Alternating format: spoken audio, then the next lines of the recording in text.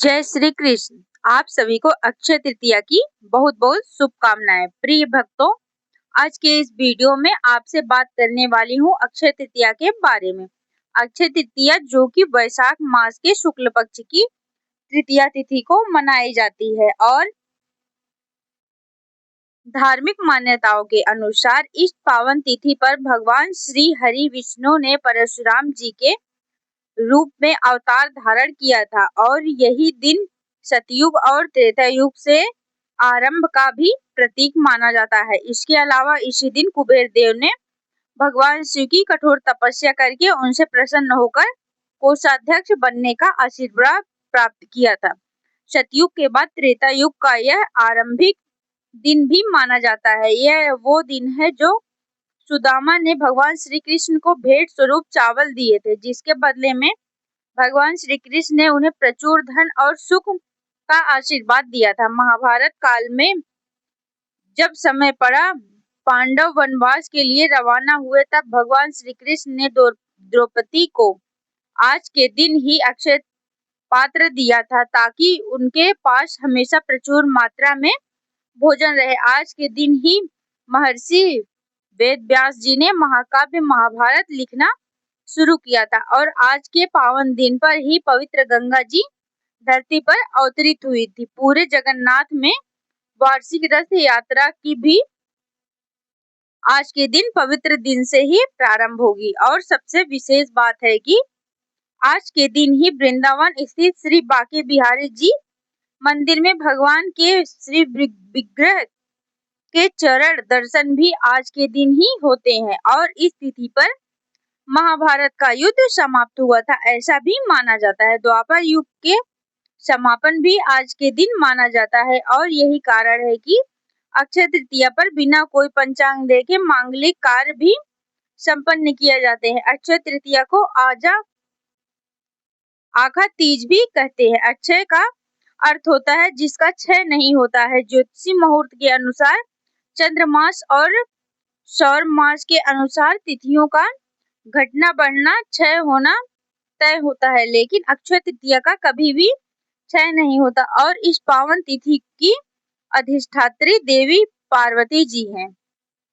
देवी पार्वती जी कहती हैं कि जो स्त्री पुरुष सुख शांति और सफलता चाहते हैं उन्हें अक्षय तृतीया का व्रत करना चाहिए और यही व्रत करके देवी पार्वती जी कहती हैं कि मैं प्रत्येक जन्म में भगवान शिव के साथ आनंदित रहती हूँ। तो उत्तम पति की प्राप्ति के लिए भी हर कुंवारी कन्या को इस व्रत को करना चाहिए। जिससे संतान नहीं हो रहे हो वो भी इस व्रत को करके संतान सुख प्राप्त कर सकती है। देवी इंद्राणी ने भी यही व्रत करके जयंत नामक पुत्र प्राप्त किया था। देवी अरुंधति ने इसी व्रत को करके पति महर्षि वशिष्ठ के साथ आकाश में सबसे ऊपर का स्थान प्राप्त किया था। प्रजापति दक्ष की पुत्री रोहिणी इसी व्रत को करके अपने पति चंद्र की सबसे प्रिय रही हैं। उन्होंने बिना नमक खाए यह व्रत किया था।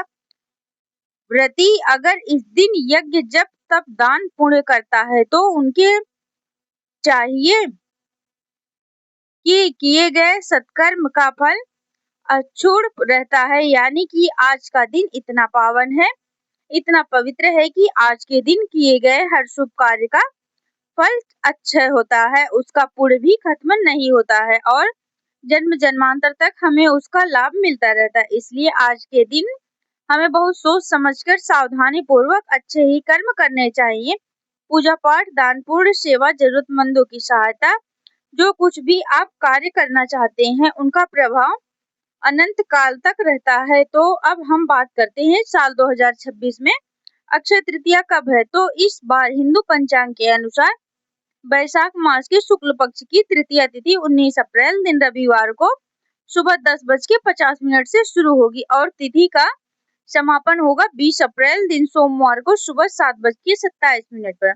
अगर सूर्योदय व्यापनी तिथि की बात की जाए तो 20 अप्रैल को तृतीया तिथि है, लेकिन बहुत कम समय के लिए ही तिथि रहने वाली है, जबकि 19 अप्रैल को पूरा दिन और पूरी रात तृतीया तिथि समाप्त हो रही है। इसलिए साल 2026 में अक्षय तृतीया 19 अप्रैल दिन रविवार को ही मनाई जाएगी। पूजा का शुभ मुहूर्त क्या रहेगा?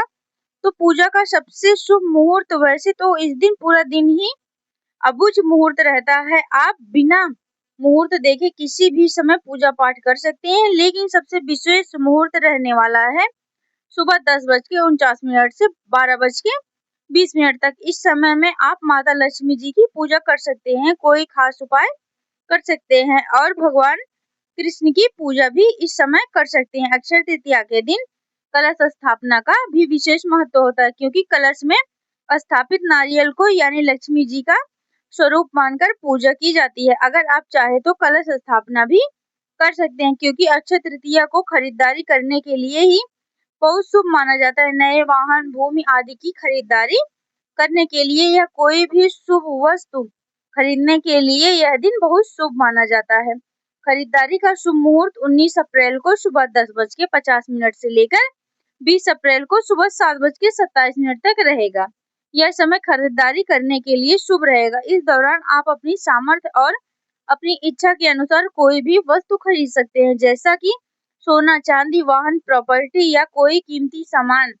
विशेष रूप से सोना खरीदना भी इस दिन शुभ माना जाता है और इस दिन खरीदा गया सोना घर में माँ लक्ष्मी जी का अस्थायी वास कराता है, जिससे घर में धन, सुख, समृद्धि में लगातार वृद्धि होती है। और लेकिन हर बार के लिए सोना खरीदना संभव नहीं है, तो ऐसे में अगर आप सोना नहीं खरीदना चाहते तो आज के दिन आप बहुत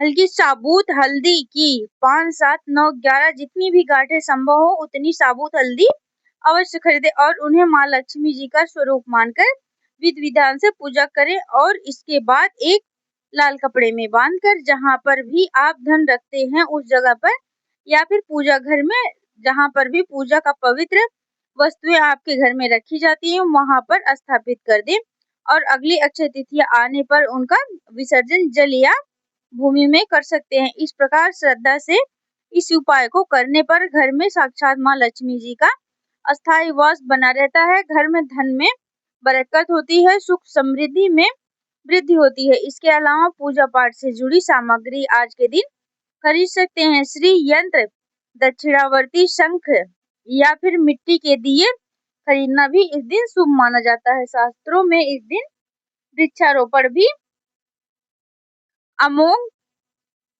फल बताया गया है। अक्षय तृतीया को लगाए गए वृक्ष हरे भरे होकर पल्लवित पुष्पित होते हैं, इसलिए इस दिन वृक्षारोपण करने वाले व्यक्ति भी सफलताओं के शिखर को छूता चलता है। जिसकी कोई भी सामर्थ्य ना हो वो अक्षय तृतीया के दिन दीपदान अवश्य करे। दीपदान आप बहते जल में, आसपास मंदिरों में या पवित्र वृक्षों के नीचे कर सकते हैं और गोधूली मुहूर्त में ही आपको दीपदान करना चाहिए। गोधूली मुहूर्त में इस दिन शाम 6:48 से 7:10 तक रहेगा। आज के दिन भगवान से संबंधित कथाओं का श्रवण पाठ करना चाहिए। भगवत गीता की पुस्तक का दान करते हैं। भगवत गीता का पाठ या श्रवण भी स्थित करना शुभ माना जाता है। तो ये थी आज की वीडियो। जय श्री कृष्ण।